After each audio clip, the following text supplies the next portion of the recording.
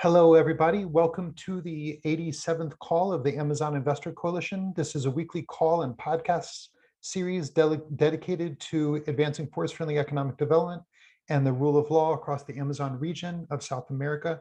This week, we are focusing on the work of the United Nations Principles of Responsible Investment, and the Brazil leader of that network is Marcelo Seraphim. Marcelo, say hi to us, and before we get into your presentation, it'd be great if you could tell us just a little bit about your origins. Where did you grow up? What are the things you did before working with UN PRI? Sure. Well, first of all, thank you so much for the invitation. I'm actually a public servant. I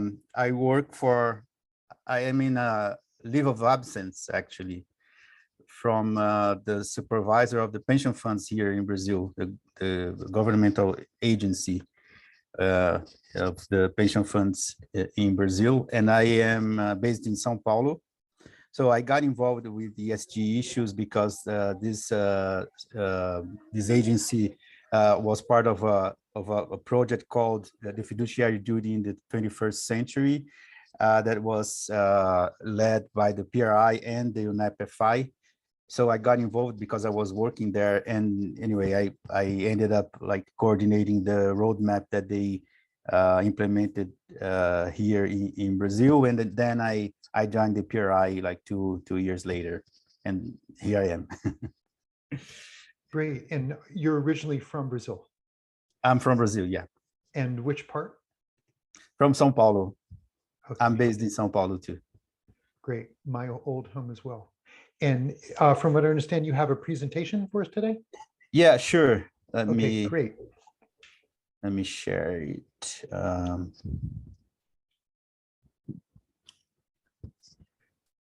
Do you see it? We do. Looks good.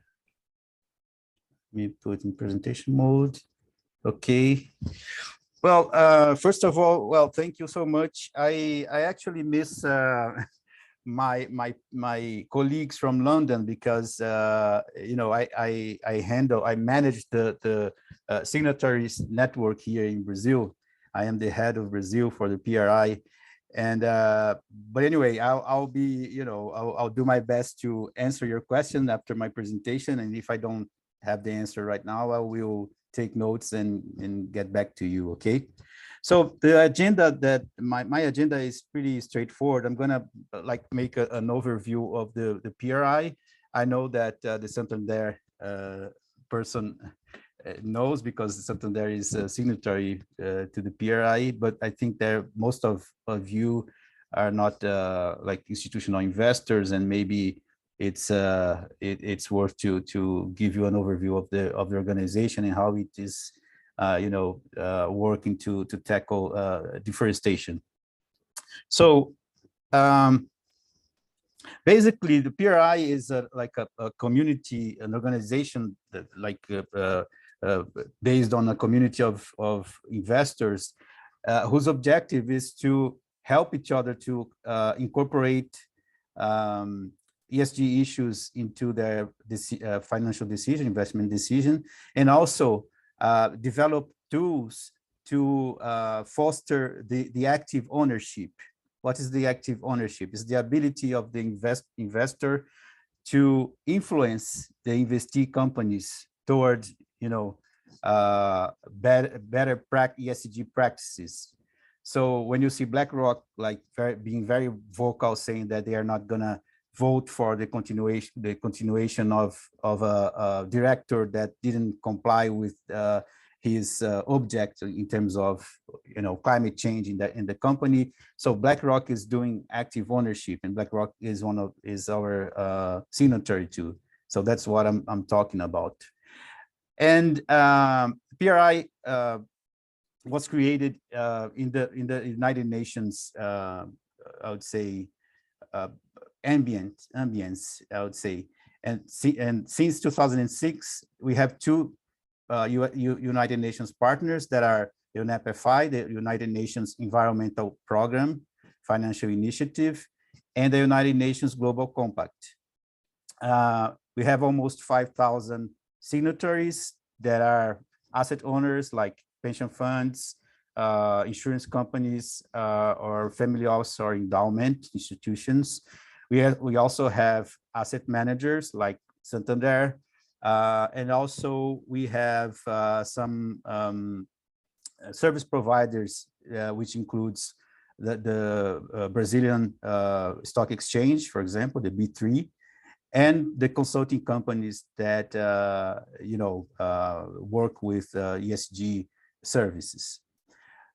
There are a lot of money involved in this, $135 trillion in terms of asset under management, and the principles are basically commitments that the investors make when they join the PRI, and they basically say, we will incorporate ESG issues in our financial decisions. We will be active owners when handling with relating with our investing companies.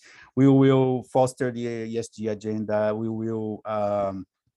will demand ESG data disclosure from our investee companies. We will report at least once a year in terms of on how we are managing our ESG incorporation in our process. This is basically what the principles are. Okay. Any questions? If you have any questions, you can interrupt me. I think it's better. Okay. Great. And when we talk about ESG, and the PRI has been a very process-oriented organization, and because ESG incorporation is a process, of course, and of course the PRI, besides the ESG incorporation, the PRI has been very concerned about the outcomes that this ESG incorporation is resulting in terms of the real world. So very recently, the PRI has implemented or has developed a 3-year strategy where the main objective is to bridge the investors with the real world outputs. So we maintained our 3 pillars, which are responsible investors, like PR, the core business of the PRI is, of course, building capacity and giving empowerment to asset owners and investment managers to better incorporate ESG issues in their process.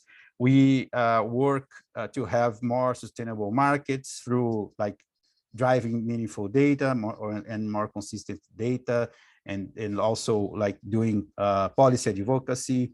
And we work for a prosperous world for all, which includes helping investors to achieve the SDGs and also to tackle climate change. So this is about helping investors to mitigate risk and tapping the opportunities that these ESG issues can bring. And I give a more focus on climate change because deforestation for the PRI is under climate change. But of course, you already know that deforestation has a lot of impacts, not only in climate, but also in the indigenous people, land use, water scarcity and stuff. So it's just for you to understand that we put in the climate change because, of course, almost 50% of the greenhouse emissions in Brazil are due to deforestation. So it is, in terms of materiality, it is one of our main topics, and that's why we are here, of course. But also we have diversity, equity, and inclusion as one of the main topics in this agenda. So what is PRI doing in terms of helping investors to tackle deforestation? When we talk about climate change, and when we talk about engagement, for example, we help investors engage with companies that are in the meat processor supply chain, for example, which are the main companies that are responsible for the deforestation in Brazil.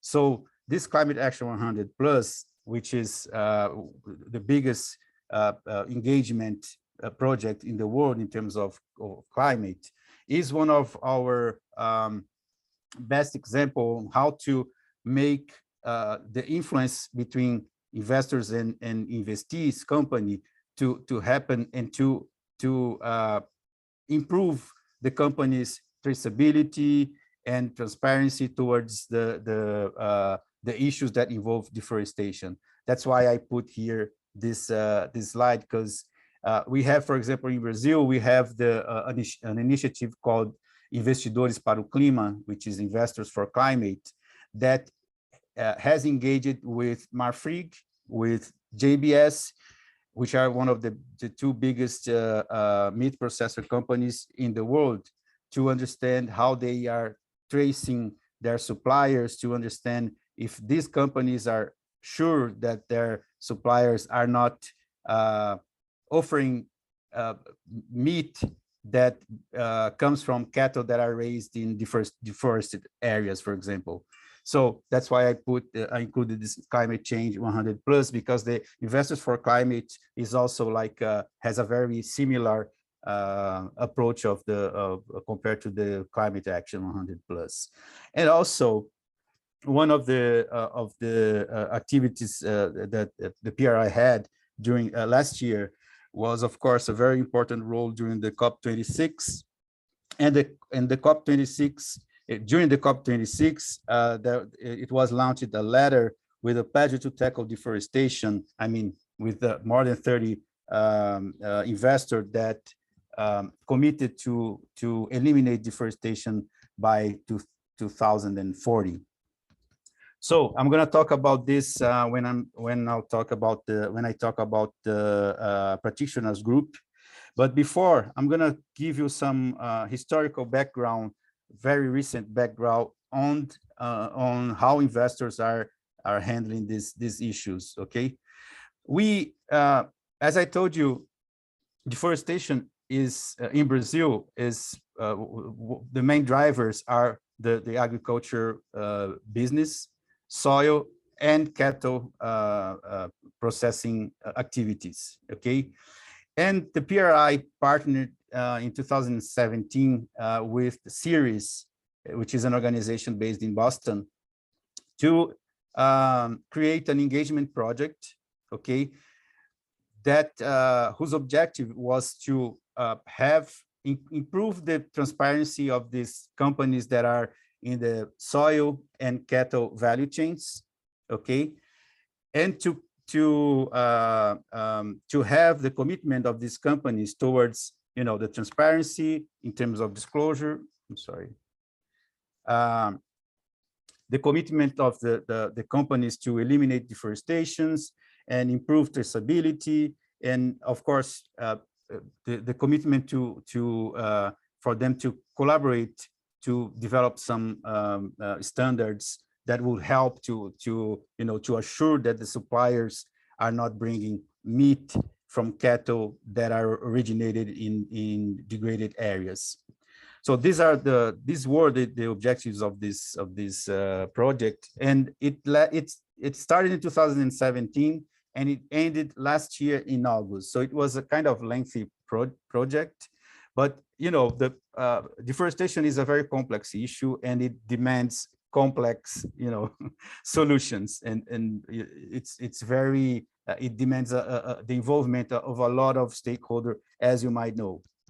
So the first step was this: the companies like Minerva, JBS, and Marfrig, and other soil companies were invited to participate in the engagement process. It was they welcomed the initiative, and so, and from that point to up to August 2021, there were a lot of, you know, public commitments.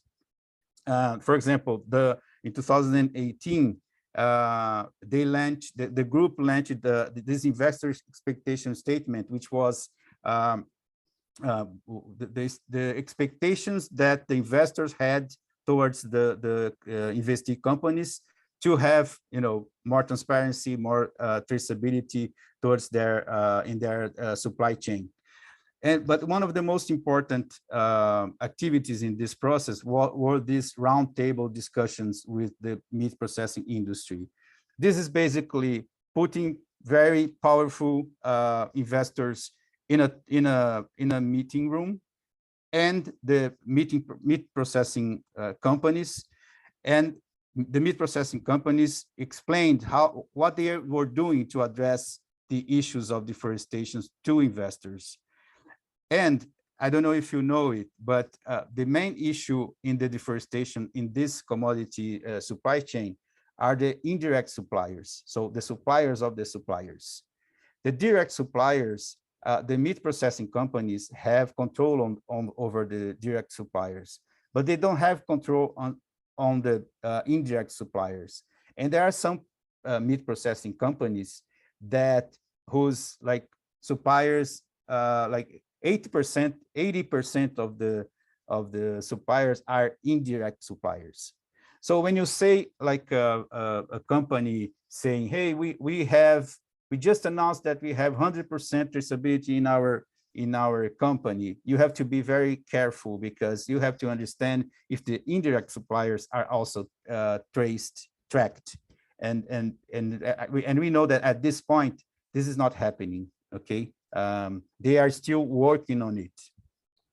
Overall, the results of this engagement process was kind of, modest, or it was kind of disappointing in some aspects, but the process itself was very rich, because the investors, the educational part of this kind of issues of projects are very important, because the issue is very complex, and if the investors don't understand the details that are behind this, it's very hard to engage with companies. It's very hard to get their commitment and understand, and to track their performance.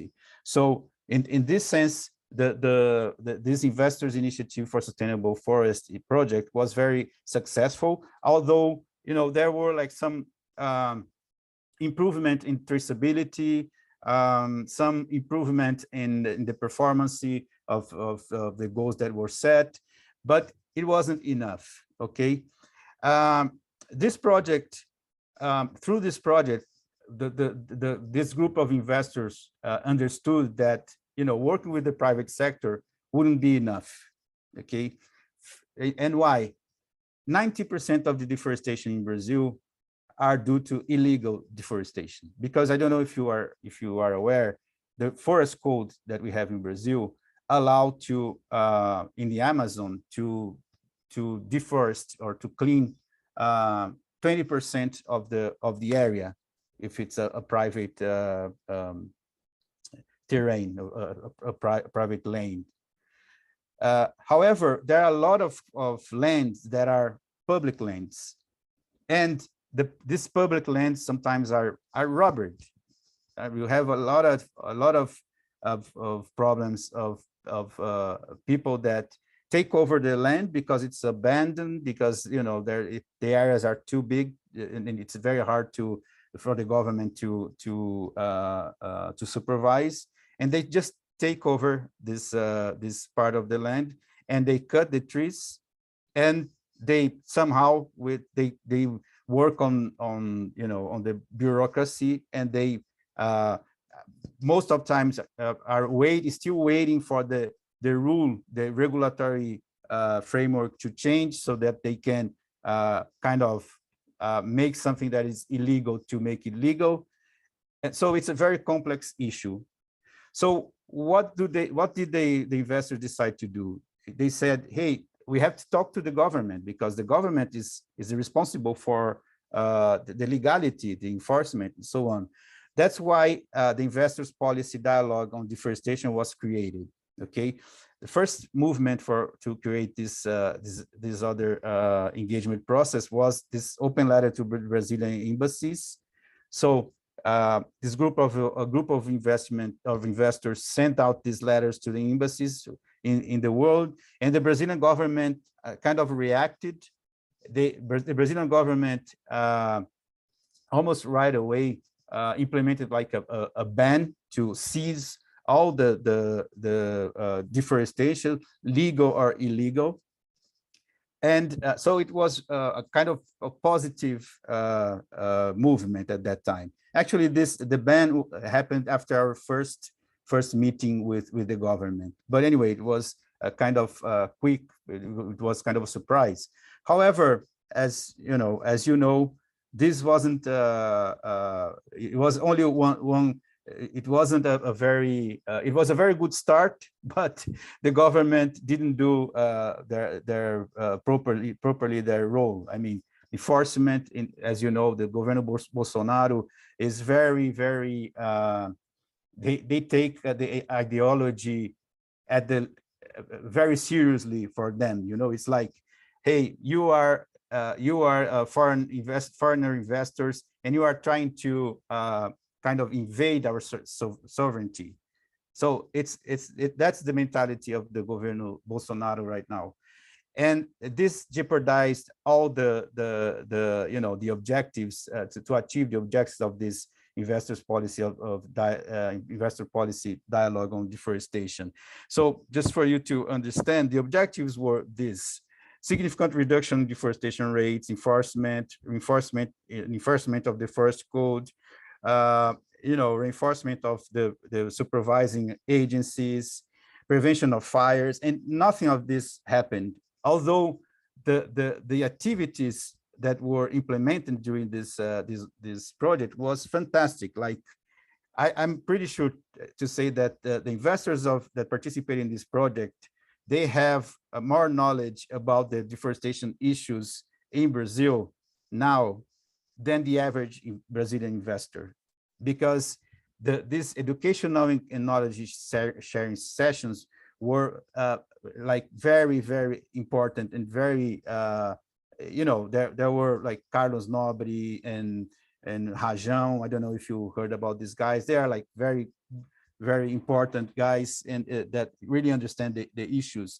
And the TFA, that was the organization that was secretariat of this project, they really had a very good project management.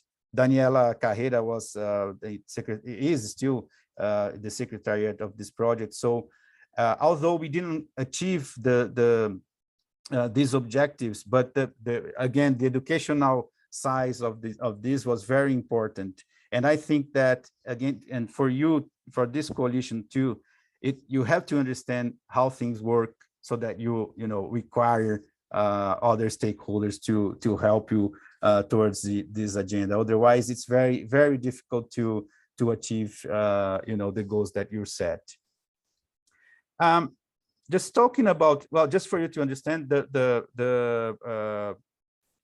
PRI is part of the advisory committee of this IPDD.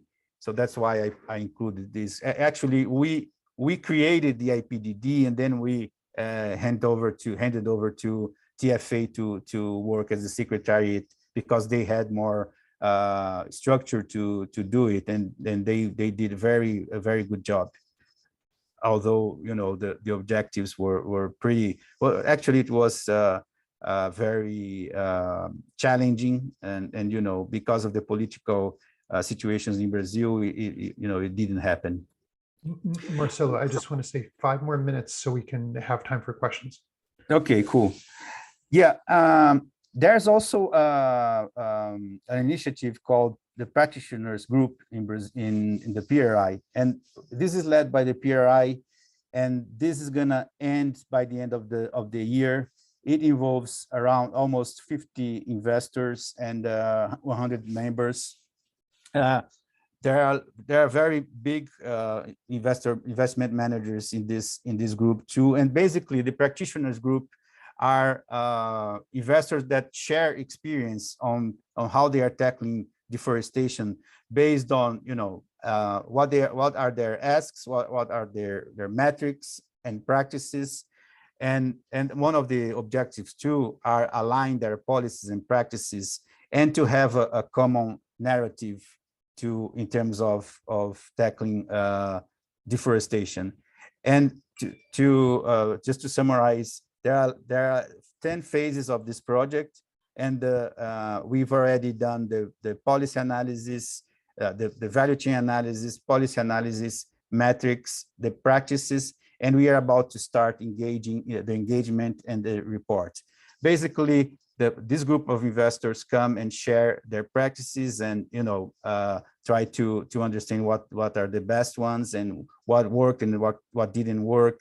And at the end of this process, there will be a report that I think is going to help better address the issue. One of the deliverables of this practitioners group was the pledge that was launched in the COP26. So more than 30 investors, committed with the objective of eliminating deforestation by 2030. I said 2040, but it's 2030, and you see the intermediate goals until there. So it was also very important because through the practitioners group initiated the group that committed with these goals. And here in Brazil, just to finalize, we have some local initiatives. We've organized webinars, and we have organized educational sections. Like last Thursday and Friday, we had 2 sessions so that the investors could understand what are the best tools, private ones and the public ones, that could help to build like a DDQ or tools that would help investors to decide and to tackle this issue. We are supporters of the Investors for Climate, as I said. And the next steps, we are going to work on a DDQ on deforestation. We're gonna engage in we were gonna work in an engagement on deforestation, but in a more broad objectives, considering the planetary boundaries, like biodiversity, land use, and besides the climate.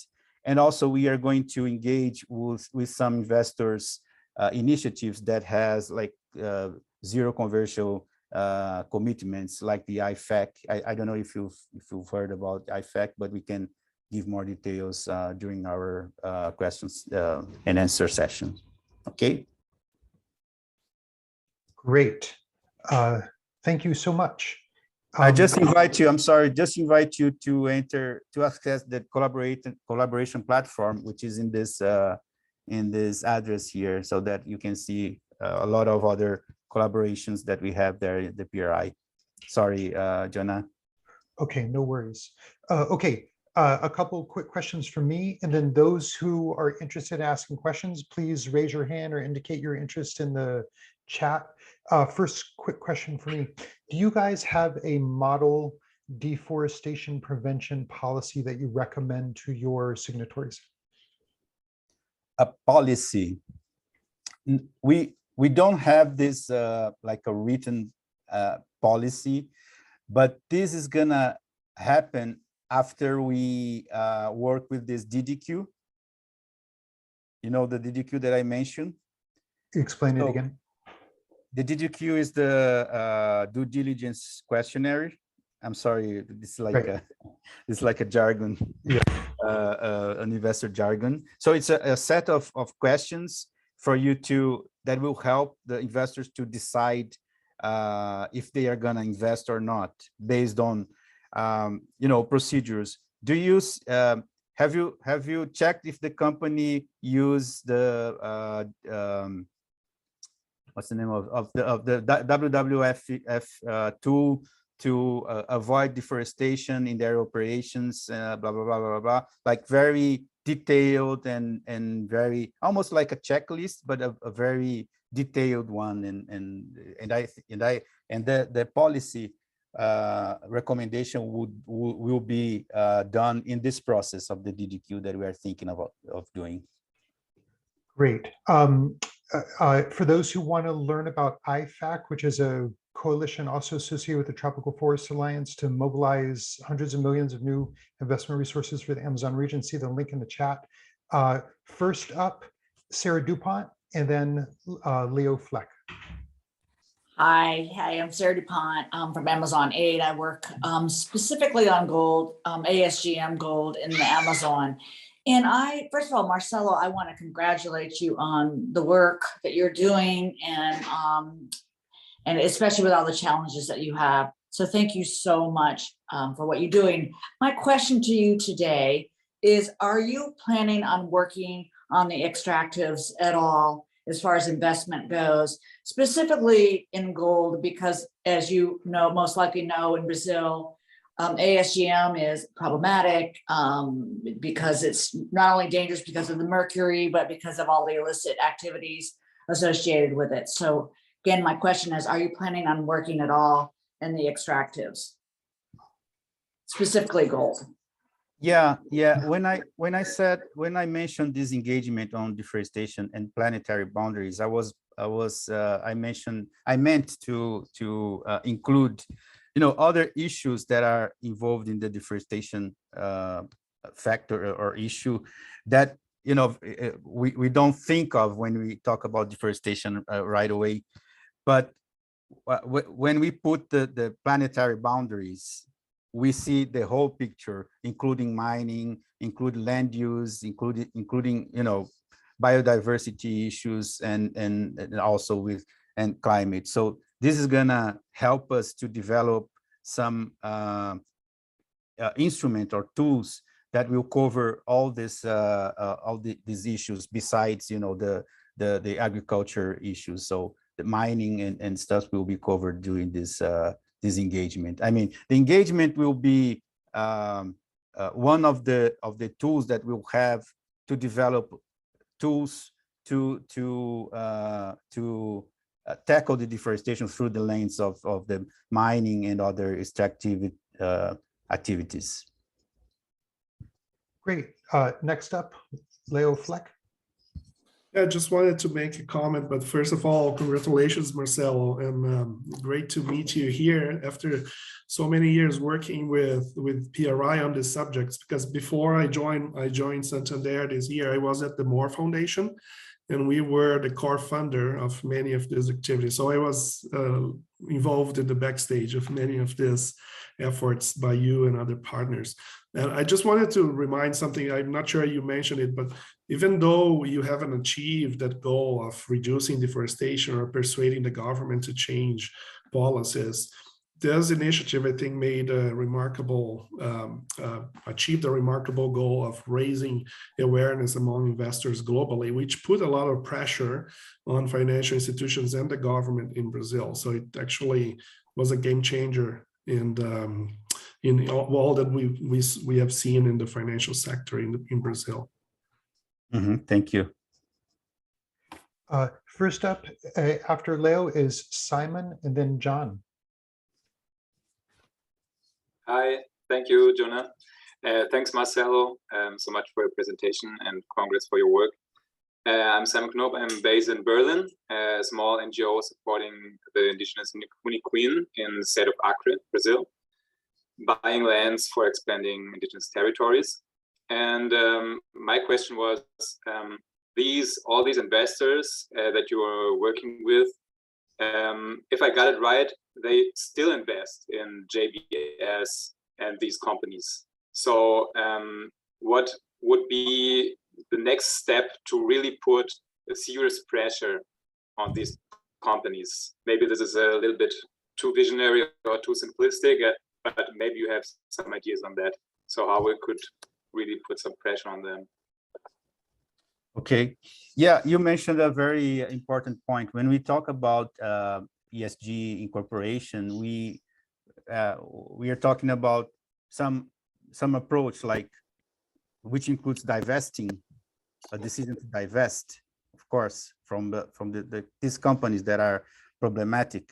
However, when you divest, you are not solving the problem. Somebody else will invest in that company anyway. So we really prefer to have investors continuing to invest in those companies and influence those companies to change their behavior and to try to influence the rest of the value chain, of the supply chain, so that things are changing, like towards the indirect suppliers that I mentioned.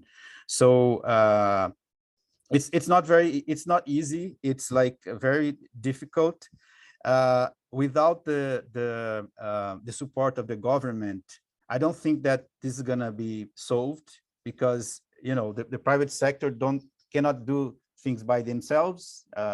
It's very hard to work alone and without the government support.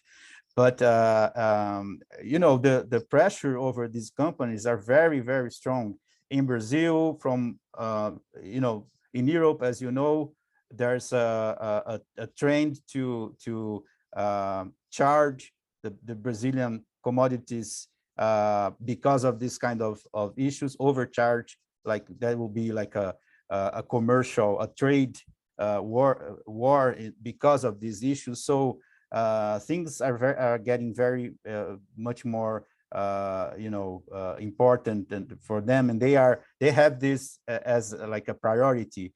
But investors have to keep making the pressure so that it happens. So that would just to put on that would mean that investors would also have to communicate with the government or put some pressure on the government as well. Is there something happening like this? Yeah, it some is. communication from these investors with the government? Yeah, we advocate that there must be like a policy advocacy, and the IPDD was exactly like this: investors engaging with the Brazilian government, trying to to improve the enforcement. But it didn't happen because of the situation in Brazil, the political situation in Brazil. So investors are really willing to change the situation, but for this government, at least, I don't think it will change. So they will have to implement things that they can do in the private sector, like helping the traceability with technologies. That there are technologies to improve the traceability, and I think they have to do it. Even without the Brazilian government support. Just in the interest of time, let's go ahead and move on. Next up is John, then Christian, and then Ursula. Hi, thank you very much for the presentation.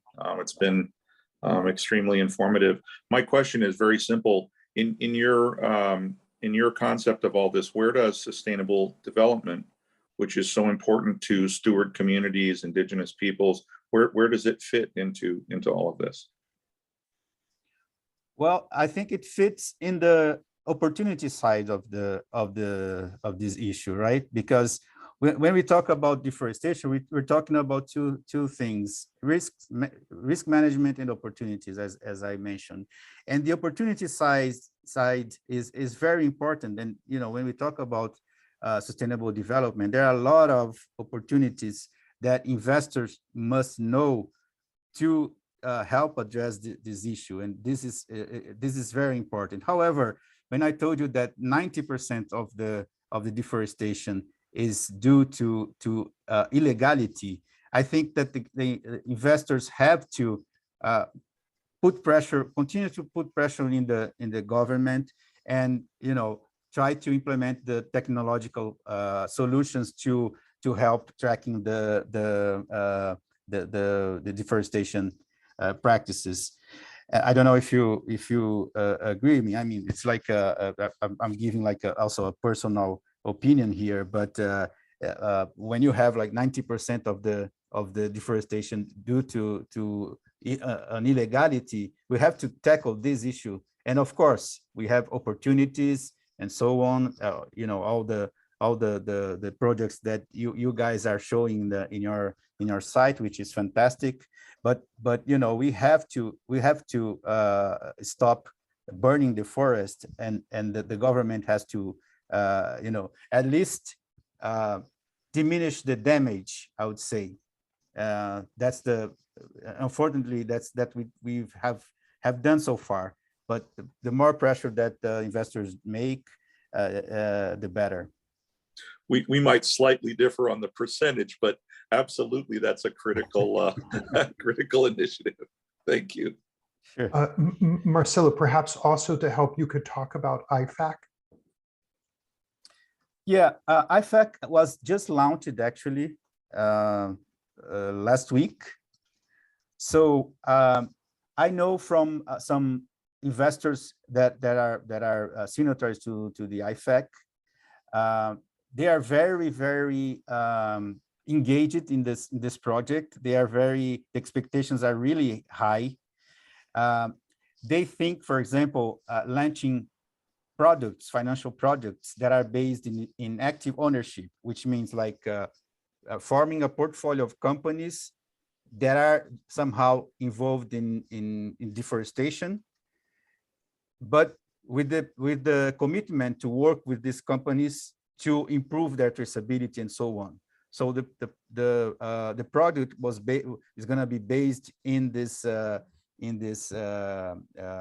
group of companies, share of companies that will sign a commitment to decrease deforestation in a determined time. But also there are a lot of other projects in terms of fixed incomes. So the investors are really excited about it, and they think that it's the best opportunity ever to work towards the opportunity side of the equation.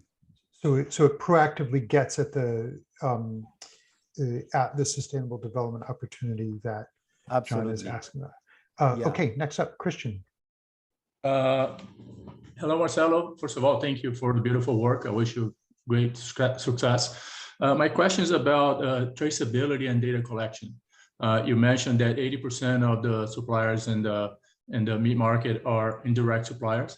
And as we know, in a lot of similar issues, when you trace ownership and the chain of custody for environmental resources and natural resources, the problem is always in the beginning of the assessment or at the end of it, because as we know, there's child labor involved into shrimp farming, and then that shrimp goes into the certified supplier. Same thing with child labor involved in collection of rare minerals for electric batteries, and same thing in Brazil, because there's wood laundry. As you know, part of the load is certified legal, part of it's not, and comes along. So my question is, if you could speak a little bit about the technology and the ways for the data collection for the traceability of the indirect suppliers. My question is data there? Is technology there? What's the missing piece for us to be able to trace the indirect suppliers?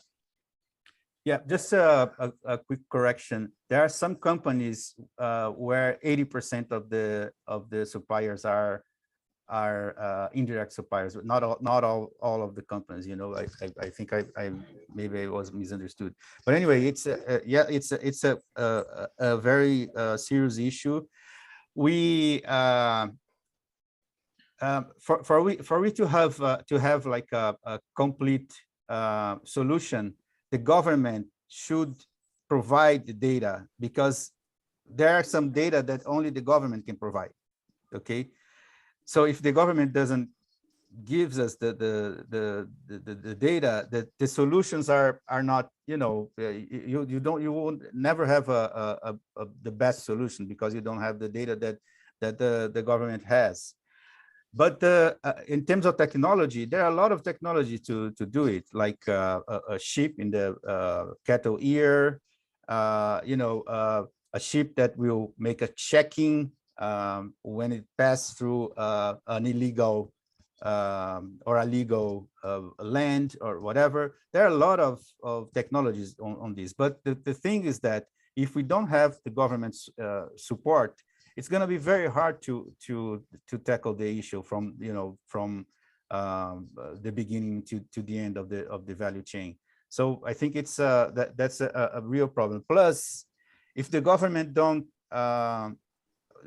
put a right structure with the agencies that are supposed to supervise their activities, it's also be very difficult to implement enforcement. So it's a mix of stuffs. But I have some I can send to you later on a site of a company that works with what's the name of it? Well, I forgot the technology, but anyway, I can send to you the one of the technologies that one of the companies that is implementing a very good technology to tackle this. But again, without the government providing the data, I don't think we're going to get to, to a good solution. Thank you. Just in the interest of time, we should move along. I'm sorry. Okay, next up is Ursula. Hello. Well, regarding the soybean here in Bolivia, and obviously the suggestion that the government has to do something, that's 100% impossible. Bolivian government has very little funds to control, and the companies that control the soybean production are mostly international companies.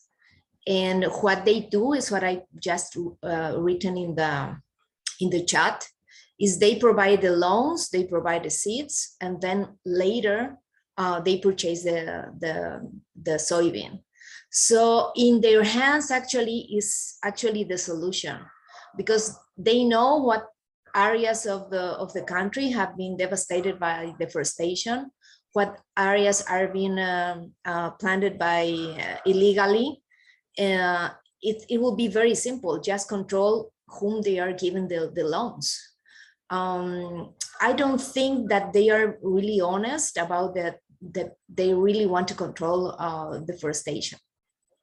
So that's So in Bolivia, you mean that the private sector can solve the problem? Absolutely, absolutely, because they are the ones that are giving the loans to the people are doing the deforestation.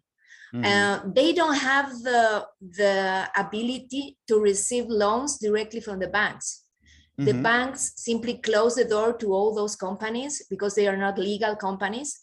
But these companies, ADM is one example, they give the loans to these illegal farmers. So, yeah, and it's not a very little. We are talking about at least 1 million hectares. I see. In Brazil, it's a bit different because the government controls the land use, the paper that says that area is legal. But the thing is that there are almost 100,000 illegal lands with fake papers in Brazil. So if this is something, if the government controls this and if they don't supervise it, it's impossible to know the truth. I understand, but you know that soybean, especially soybean, it's pattern on seeds, and they follow up very closely who uses them and how much they use them, the amount. So it's simple numbers. For soil, it might be easier than cattle. I would say it might be. Yes. Okay. Yes. Thank you. Let's go ahead and move on, which I think will probably be our last question, but we might be able to spill over into the top of the hour. Emily, you're up next.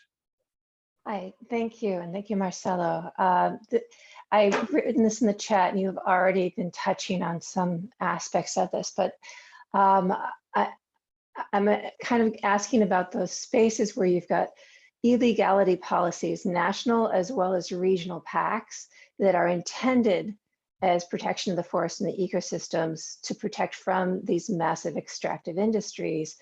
But what happens often is that the indigenous and local communities, smallholders, they're losing their land rights access, and they are really being cut out of the picture. So they don't have the power and influence to do what the larger corporate extractive industries are doing, which are manipulating and navigating laws to suit their interests. And the ones who really get hit are the indigenous and locals who do not, who often are the ones who have the capability for appropriate ecocultural land stewardship. So how are you navigating these very complex, tricky spaces? Emily, I think I have to send this question to our environmental team in London, because this is very tricky, and I don't know how to answer actually. I'm sorry. I can like take notes and send it to you. Okay. Thank you. That's very honest, because it is not easy, but I'm interested in where there can be more engagement from indigenous and local people within the policy spaces and building those relationships but I know it's very tricky. Yeah, it's tricky because, you know, the Bolsonaro's administration has indeed incentivized the invasion of miners, these gold miners, illegal gold miners in the indigenous land. So it's and there's like a group of deputies and the congressmen that support this. You know, it's very tricky. So maybe we can talk offline. Thank you. We have a couple minutes left. Christian, I know you may have had a follow-up question, and Ilona, if you want, you feel free to come on and share your comment. Yeah, just one question is that if the presentation will be shared, because there's quite a few links that I'd like to access. If somehow could be shared, would be great. Maybe if it's sent to you, Jonah, and you might send to the group. And the second one is about the importance of creating a pathway for data collection outside of the government, because as we know, agriculture and cattle raising groups are the most powerful in the country. And I don't see this administration, or maybe another one, I don't know that they're going to go against that. We all know the difference between what the forestry code established and what really happens. So I've been thinking, how can we create some level of data collection that would allow traceability, even if it's not perfect, at least good enough that could direct investors' decision-making. So that would be my only comment. Similar to an example that the lady just mentioned about, was it Bolivia? It is a similar situation. Yeah, in theory, it might be a solution, but it's you gotta agree with me that if the government doesn't help, it's gonna be harder, much harder, because the area is so big and it's so complex, and there are other, you know, it's like a multi. Deforestation is driven by a lot of different variables and drivers. So it's gonna be. They are trying to do this like since the beginning of the Bolsonaro's administration without any support, and it's hard. However, yeah. I think the pressure, you're right, the pressure towards the private sector must continue. They have to find a solution, because, you know, if you see the value chain, they makes a lot of money. I mean, the meat processing companies make a lot of money, so they have to spend to try to solve it, even without the support of the government. I agree with you in this point. Yeah. Although it's not going to be perfect, but anyway. I know that. Thank you. Ilona, did you want to come in real quick? Yeah, just super briefly. So Marcelo, would be really good to talk to you. I think we spoke to the previous person at PRI, and would love to discuss what other metrics you could just include in your due diligence, like a questionnaire to the financial investors or companies, because we do believe through what we're seeing now, and we're actually going to publish about that. We did a previous publication just showing how there are already indicators that could guarantee if companies or financial markets would really like to know if they were at a risky investment. They can know, and we are building on public data, asking with the information access law, unstructured database, and just structuring databases that give us a very good proxy to illegalities. So I'm very happy to discuss this further, because I think it's key that we know that, of course, the government has a part, and we won't say that it's a small one, but I do believe today, with the data and tools that we have, companies can do more, and I think we should ask them to do that, especially when governments are not doing their part. So just to say that I would really love to discuss with you and join up forces on this very important issue. Yeah, I just have to mention something that is not related to the trade of cattle or soil, which is the land grabbing. Because you can take over a land and you don't sell anything, but you're still robbing public lands, you know. So it's I don't see I don't know why I don't know how this private sector solution would cover this kind of problem, for example, you know, because it's not related to the operation by themselves, you know. On that note, I just want to recognize that we're at the top of the hour for those who weren't following the clock. So for those who need to go, welcome to do so. Marcelo, are you available for another 10 minutes or so to stay on? Sure. Okay, great. So for anybody else who has follow-up questions, this is now where we move over to what we call water cooler time, where it's more unstructured conversation. Thank you, Marcelo, so much for joining us. Thank you, everybody else. And I know several other people have questions.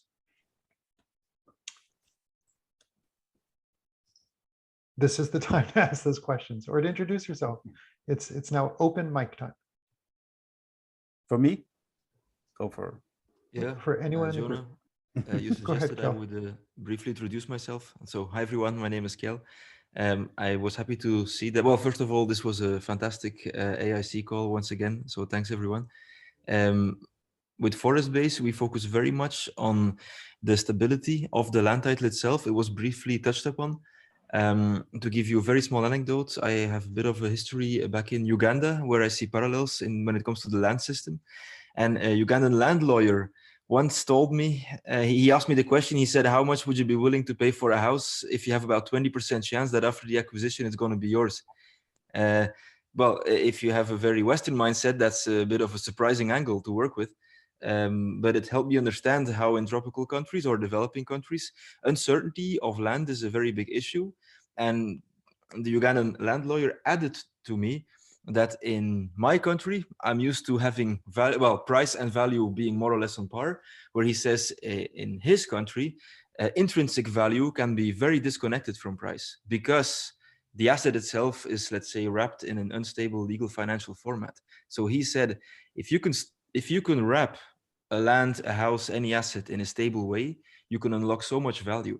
And we often say that the Amazon is too cheap, or tropical forests in general are too cheap. So we look very much at how you can stabilize land ownership, and we believe there is a method to it. And if I may briefly add still, there is the famous economist Hernando de Soto, who wrote about the structure of poverty, who wrote the book The Mystery of Capital, where he explains that in his native Peru, you need about 207 documents if you want to transfer a house from person A to B. And he also said it's impossible. Not a single Peruvian will do all that work. It's crazy. So people just see which kind of documents they can find in the first 2-3 weeks, and then they do the asset transfer. Of course, the price is renegotiated after you come there on the table with only like 15% of the necessary documents, and hence the asset stays cheap. So with Forest Base, we work on that, and hereby I consider myself introduced a little bit. Excellent. Responses, more questions, anybody? I can make a comment about that because this is a topic I look quite a bit into. For those that don't know, I'm based in San Diego. I'm originally a Brazilian attorney, and I've done quite a bit of work in Amazon and sustainable forestry. And I have worked with people that mentioned that there are areas in the Amazon where the government is simply not present. So the cost of deforestation is basically the cost of maintaining all the logistics for it and maintaining your own private army to protect everything, and the cost of bribing all the politicians that need to not do anything. So what happens is that these people go in, take a certain area, harvest everything, and the government looks at it from a helicopter from a certain distance, and nothing really happens. And these operations have an internal rate of return, last I looked into it, about 15% a year. And that has nothing to do with land ownership. The land is for free, the resources are free, it's purely operational cost. So that's something that there's just no government presence. And that's a problem. And I always keep thinking, how can private sector create some level of data collection, data visibility? It might not come into the enforcement or enforceable realm, but at least some consumers that will be sensitive to that would have information to make decisions, because I know, grew up in Brazil, I've been a vegan vegetarian forever, but probably the only one from all my friends. People eat a lot of churrasco all the time. And I wish that could diminish. I don't know how that's going to happen, but the lack of the government presence in a lot of the Amazon is a problem. And obviously recently, with all these areas being open to illegal mining, is another one, because not only the government's not there, government is allowing it to happen. It's not enforcing the little bit of rules that are there. So I keep thinking, what is I understand what you mentioned, Marcelo, about government needs to do something, but I don't think we can count on that. So what can we do? That's a big question. I don't have an answer, but I know technology and blockchain and IoT and different ways of data collection and management will be the solution to that. Just a quick follow-up on that, Marcelo, before you say something. Like, I really believe also that you have other questions to ask. So the car, like the land registry, I mean, it doesn't mean land title. So if you're investing and you really want to know, you cannot limit your analysis with with a fraudulent kind of document that is a problematic one today.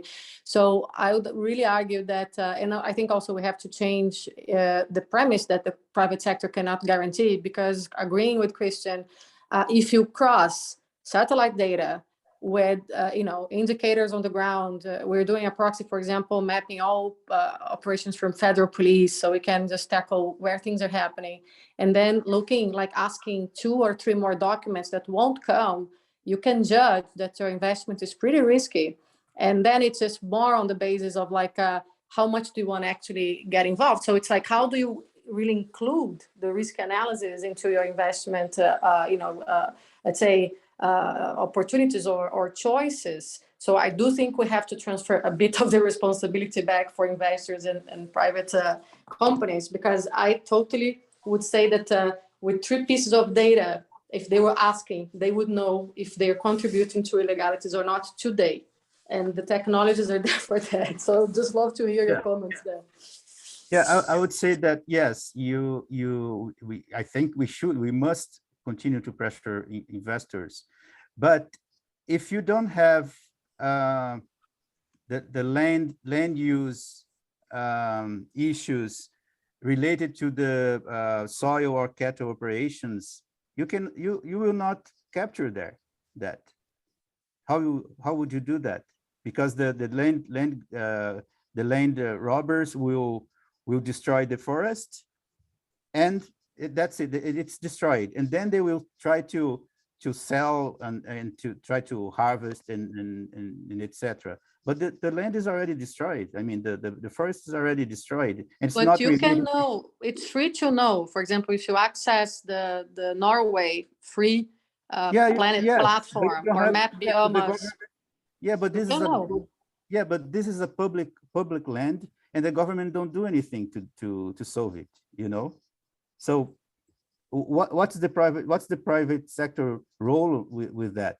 Well, don't buy cattle from that land. And as you're saying, since you have today possibility, for example, to have a chip, like have an earring in the cattle from the birth, where this cattle coming from. Like, so it's from public land. Don't buy it. Yeah, I understand it, but the land is already destroyed. I mean, the forest is already destroyed. But I mean, yes, but then you're contributing to people. You're paying these people, Marcelo. So you're paying for the companies that are, let's say a producer goes there and it's totally clear that it's on grabbed land, public land, and you're saying, oh, never mind, this was deforested. So let's just say, I don't think we can buy this argument, because they know they're buying from people that cleared that illegally. So stop buying. They have to, like, the main thing is, it's a big ask, because of course it's profit, but we cannot do these trade-offs anymore. Like the companies know they're buying from irregular or illegal. If it's irregular, with good hearted to regularize, great. But if it's, people that don't want to transition, please cut off from your supplier list, right?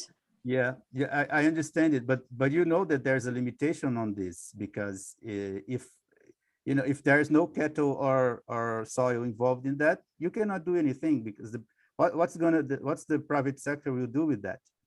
It's already Well, there. I mean, I would love really to What continue, and I want to continue to discuss with you because I think What- there is, including for land what- speculation today, for carbon markets, there is a big risk that, even if there's no production involved, we are putting like carbon cowboys out there and buying or investing in projects that will just sell credits from grab land. So I think we need to raise the bar in the private realm of the regulations and the questions we ask to make sure we are not contributing to the illegalities. And I would really argue that if you want to know as an investor, as a company, you have enough information today, not like in your fingertips as it should be. I agree, it has to be.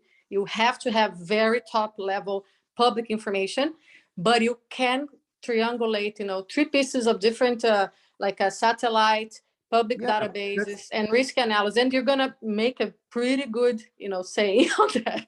But let me say, this is something I really want to discuss because I'm on your side. I want PRI to do it. So I want to just take this conversation out there. I want to respect here, of course, the time and everyone else. But I really think we have to do that because the message to the companies that they cannot do it, I think it's a bad one.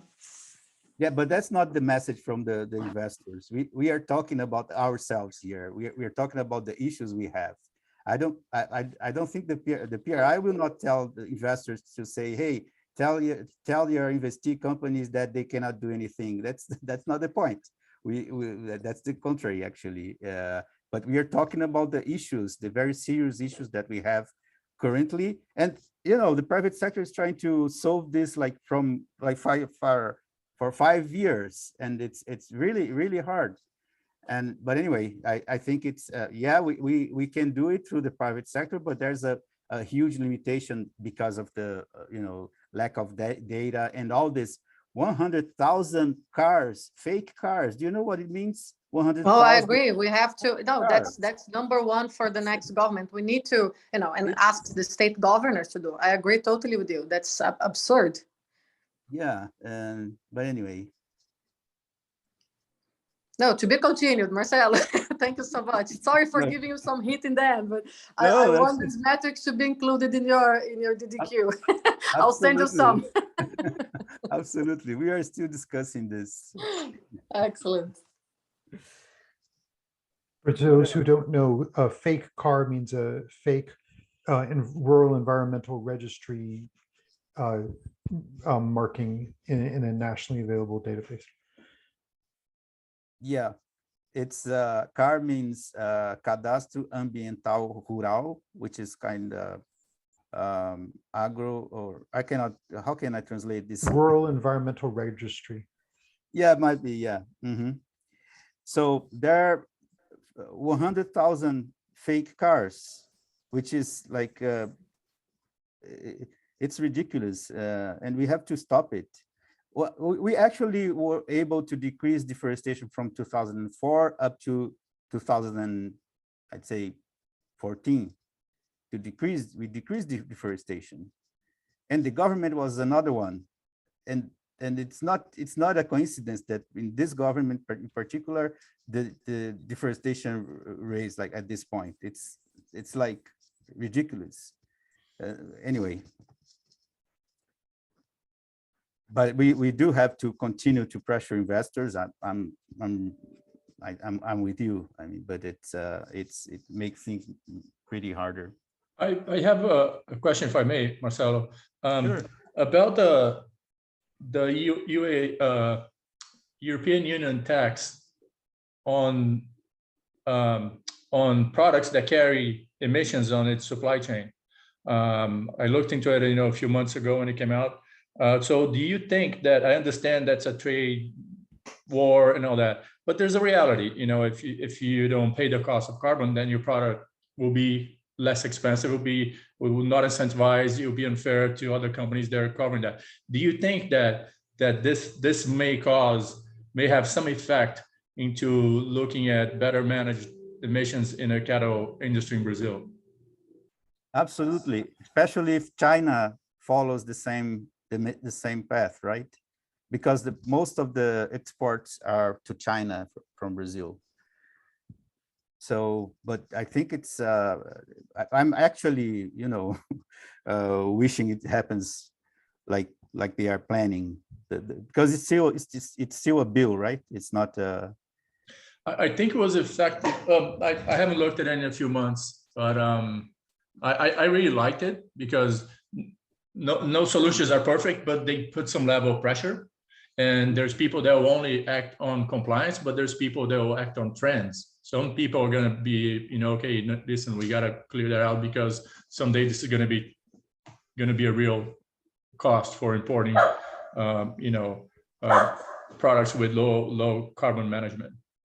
So I'm going to look into that because I'm just interested what type of impact the private sector can generate. Marcelo, I have another question which will be relevant for a lot of investors. The new task force on financial disclosure, on nature-related financial disclosures and climate-related financial disclosures, could you explain to us a little bit about what they are and what impact that you think they are going to have on investors in the region? This is, I haven't been involved with this so far, Jonah. I think we have to talk to my friends for this one too. Okay. I think it's a very early stage so far. They're still developing. I haven't read anything like robust on this yet. So, well, but my feelings is that is gonna happen, help a lot. But let's see. Yeah, one interesting topic around this very good topic that you brought up, John, is that whatever measures that companies said, oh, we're going to reduce our emissions under the CFD, they're going to have to create a plan that's going to be vetted. It's going to be tracked. It's not just saying, oh, we're going to reduce our emissions by whatever by 2030. What are the plans? How is this going to happen? And then, what are the teeth around that? That's another question. But that's one of the active topics I'm researching because that's what's designed for. And accountability on measures, I think, is a really big, strong point on that framework. Agreed. One significant impact I think it's going to have is on biodiversity assessment. Yeah. There's some clauses in the mandate of the task force on nature-related financial disclosures that call for biodiversity monitoring. And at the moment, monocultures can outcompete agroforestry polycultures, and it shouldn't be that way. It's not so good for the soil and the environment. Exactly. Biodiversity. We are still struggling with the TCFD in Brazil. So this next step is gonna take a little bit longer. Agreed. Great. Any more questions from anybody? Okay. Thanks so much, everyone. What a great call. What a great group of people. I'm going to stop the recording and I'll leave the channel open so the chat is up in case anyone needs to take things there. And if anyone else has more off-the-record stuff, now's your time.